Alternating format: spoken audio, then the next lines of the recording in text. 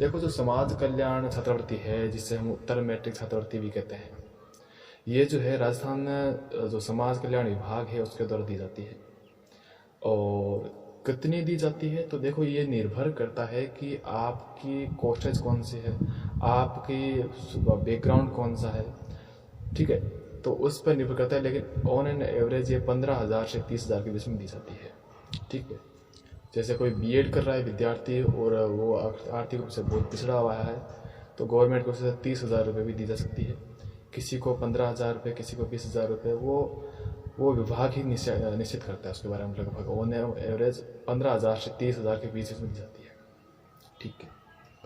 अब ये शर्त है कि किस किस को दी जाएगी, तो ये दी जाएगी SC ST और OBC, और OBC के भी उन विद्यार्थियों को जो कुछ स्पेशल कैटेगरीज में आते हैं।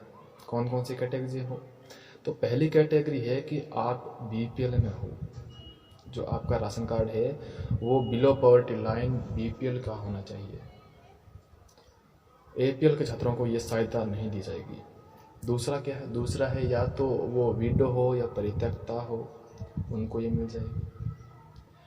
इसी प्रकार से इन्होंने जो विधवा, परित्यक्ता, BPL, मजदूर, ऐसे कुछ मजदूरों में वैसे स्पेसिफिक कार्ड होता है उनका, उनको ये छात्रवृत्ति दी जाएगी, ठीक है। फिर ये है कि ये फॉर्म कब से कब तक चलेंगे। जैसे लास्ट डेट इसकी थी 30 नवंबर, तो कुछ कोर्सेज अभी एडिशन हुए नहीं थी, इसको देखते हुए गवर्नमेंट ने इसकी 30 नवंबर से डेट बढ़ाकर अभी 31 दिसंबर कर दी है। और ये हम लगभग फाइनल मान सकते हैं, क्योंकि इस दौरान लगभग सारे एडिशन हो चुके होंगे। तो विद्यार्थी, पहली बात तो ये है कि जो SC ST OBC की स्पेसिफिक कैटेगरीज इन सब में आते हैं, वो ये फॉर्म जरूर भरें। फॉर्म आप अपनी SSO ID के ज़रिए ईमेल से जाकर भरा सकते हैं, खुद भर सकते हैं, उसमें कोई सा लोचा नहीं है, ज़्यादा दिक्कत बात नहीं है। फिर बात आती है कि भाई फॉर्म तो हम भर देंगे, लेकिन ये स्कॉलरशिप मिलेगी कब। ठीक बात है, आप सबसे पहले इसको अप्लाई करोगे, उसके बाद में जो ये साइट है उसके द्वारा आपको जो कॉलेज है, जिस कॉलेज से आपने अप्लाई किया है कि हम इस कॉलेज में पढ़ रहे हैं, तो वहाँ पर ही भेजा जाएगा कंफर्मेशन के लिए। वो कंफर्म कर देते हैं, वो सारे डॉक्यूमेंट देख लेते हैं, आपके डॉक्यूमेंट जो आपने अप्लाई किए हैं एकदम सही है, इसमें कोई दिक्कत नहीं है, तो वो जल्द से जल्द आपकी रिलीज़ कर देंगे स्कॉलरशिप। उसके अलावा मैं आपको बता दूं कि ये जो स्कॉलरशिप है, ये जो बीएड कर रहे विद्यार्थी है उनके लिए ये बहुत बढ़िया साबित होने वाली है। क्यों? क्योंकि बीएड कॉलेज में आप चाहे प्राइवेट कॉलेज में जाओ, चाहे आप सरकारी कॉलेज में जाओ, आपकी फ़ीस लगेगी 28,000 रुपये।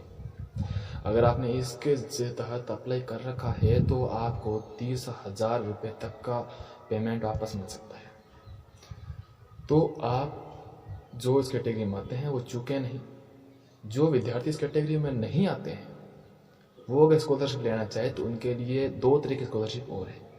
पहली स्कॉलरशिप है इंस्पायर स्कॉलरशिप, वो भी उन्हें ही मिलेगी जो स्टेट के टॉप 1% में आएंगे। उसके बाद जो मई जून के अंदर एक और कट ऑफ निकलेगी, उसमें पूरी ऑल ओवर इंडिया से 10,000 स्टूडेंट सेलेक्ट किए जाएंगे। जो कि स्टेट की जो कट ऑफ निकलती है 1%, उससे हार्डली 1-1.5% ऊपर जाती है कट ऑफ, ज़्यादा नहीं जाती उसकी।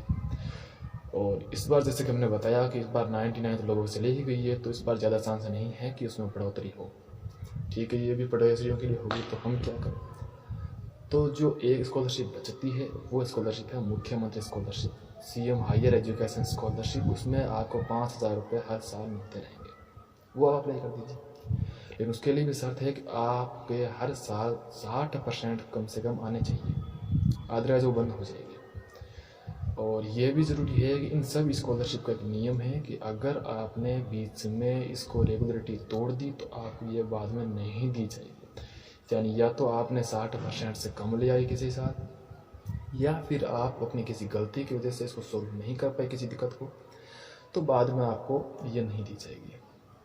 धन्यवाद। अगर आपको कोई और सूचना चाहिए तो आप कमेंट बॉक्स में बता सकते हैं हमें। आभार। इस वीडियो को सब्सक्राइब करें और शेयर करें। धन्यवाद।